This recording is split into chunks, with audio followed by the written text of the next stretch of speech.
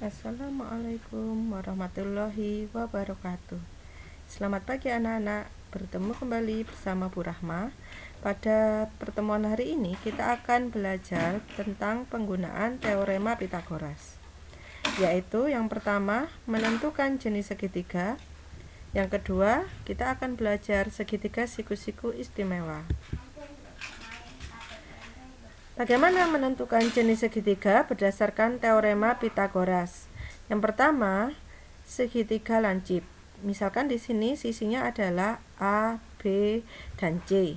Dan C adalah sisi yang terpanjang.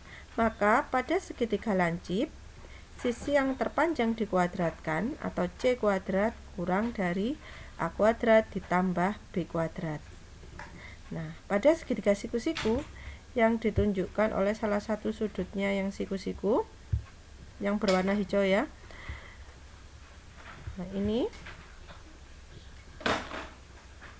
berdasarkan teorema Pythagoras, pada segitiga siku-siku maka sisi yang terpanjang jika dikuadratkan C kuadrat sama dengan A kuadrat ditambah B kuadrat sesuai bunyi teorema Pythagoras. Selanjutnya, pada segitiga tumpul, maka sisi yang terpanjang jika dikuadratkan atau C kuadrat lebih dari A kuadrat ditambah B kuadrat. Kita langsung ke contoh soal. Tentukan jenis-jenis segitiga berikut jika panjang sisi-sisinya yang A, 7, 9, dan 10. Jawab. Nah, sisi yang terpanjang adalah 10, maka 10 kuadrat sama dengan 100. Sedangkan 7 kuadrat ditambah 9 kuadrat sama dengan 49 ditambah 81. Hasilnya 130. Karena 100 kurang dari 130, maka 10 kuadrat kurang dari 7 kuadrat ditambah 9 kuadrat. Sehingga berdasarkan teori sebelumnya, maka segitiga di samping adalah pada A adalah segitiga lancip. Nah, sekarang kita yang ke B. Tentukan jenis segitiga jika panjang sisinya adalah 5 cm, 7 cm, dan 9 cm. Maka yang terpanjang adalah 9 cm. Kita kuadratkan, hasilnya 81. Selanjutnya 5 kuadrat ditambah 7 kuadrat sama dengan 25 ditambah 49. Hasilnya 74. Nah, karena 81 lebih dari 74, maka bisa kita tulis 9 kuadrat lebih dari 5 kuadrat ditambah 7 kuadrat. Maka segitiga tersebut adalah segitiga tumpul ya. Soal yang C, 12, 16, dan 20. Nah, maka jenis segitiganya adalah kita cek lagi dengan sisi yang terpanjang kita kuadratkan, yaitu 20 kuadrat sama dengan 400. Selanjutnya 12 kuadrat ditambah 16 kuadrat sama dengan 144 ditambah 256 sama dengan 400. Nah, karena sama 20 kuadrat sama dengan 12 kuadrat tambah 16 kuadrat, maka segitiga tersebut adalah segitiga siku-siku karena memenuhi teorema Pythagoras. Nah, selanjutnya kita ke segitiga siku-siku istimewa. Ada dua ya. Yang pertama, jika segitiga siku-sikunya, mohon maaf ini kurang tanda siku-siku. Nah, ini ya. Kalau Ibu tambah di sini, ini ada tanda siku-siku di pojok sini. Ini ya. Nah, jika ada segitiga siku-siku yang salah satu sudutnya adalah 30 derajat, maka sudut yang lain pasti 60 derajat. Nah, mengapa? Karena jumlah sudut dalam segitiga adalah 180. Apa teorinya? Yang pertama, sisi yang terpanjang atau panjang sisi AC di sini adalah 2 kali panjang sisi yang terpendek, yaitu BC. Ya. Jadi ini 1, maka ini jika BC 1 maka AC adalah 2, seperti itu. Maka bisa Ibu buat perbandingan BC dibanding AC. BC dibanding AB dibanding AC adalah 1 dibanding akar 3 dibanding 2. Nah, dari mana akar 3 ini? Kita menggunakan teorema Pythagoras. Pitagoras. Perhatikan ya. Nah, untuk mencari AB, nah ya, kita bisa menggunakan teorema Pitagoras, yaitu AB sama dengan akar dari AC kuadrat dikurangi BC kuadrat, yaitu 2 kuadrat dikurangi 1 kuadrat. Nah, maka hasilnya adalah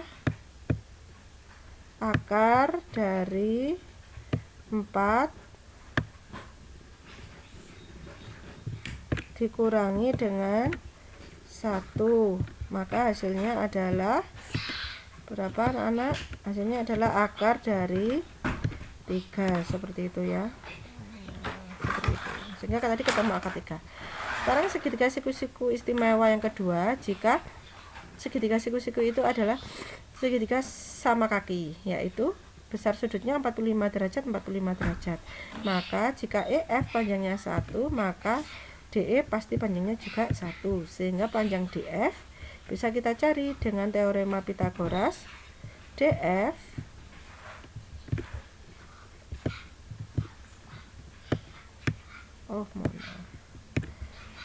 maaf ya, sama dengan akar dari 1 kuadrat atau DE kuadrat ditambah EF kuadrat, karena DF adalah sisi yang terpanjang, yaitu 1 kuadrat ditambah 1 kuadrat, maka hasilnya sama dengan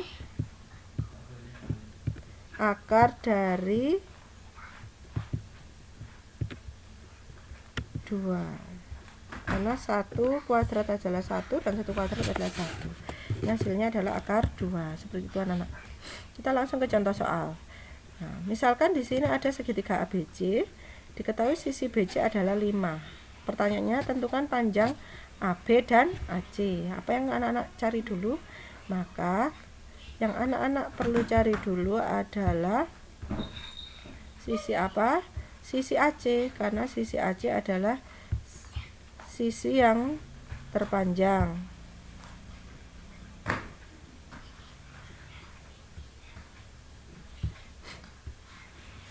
Sisi AC adalah sisi yang terpanjang, maka ini adalah segitiga siku-siku istimewa yang salah satu sudutnya 30 derajat. Maka pasti sisi AC adalah 2 kalinya sisi yang terpendek, yaitu 2 kali BC.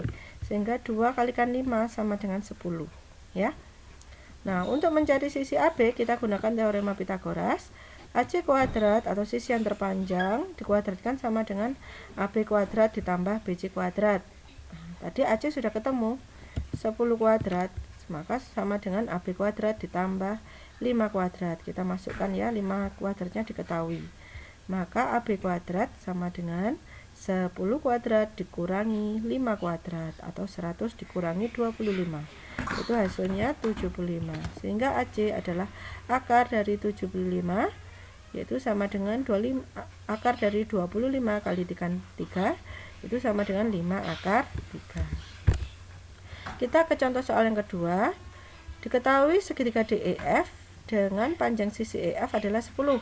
Pertanyaannya, tentukan panjang sisi DE dan sisi DF. Kita jawab ya, karena segitiga DF adalah sama kaki, maka DE dan EF tentunya sama, yaitu 10 cm. Nah, selanjutnya kita gampang menentukan DF. DF kita masukkan ke rumus Pitagoras.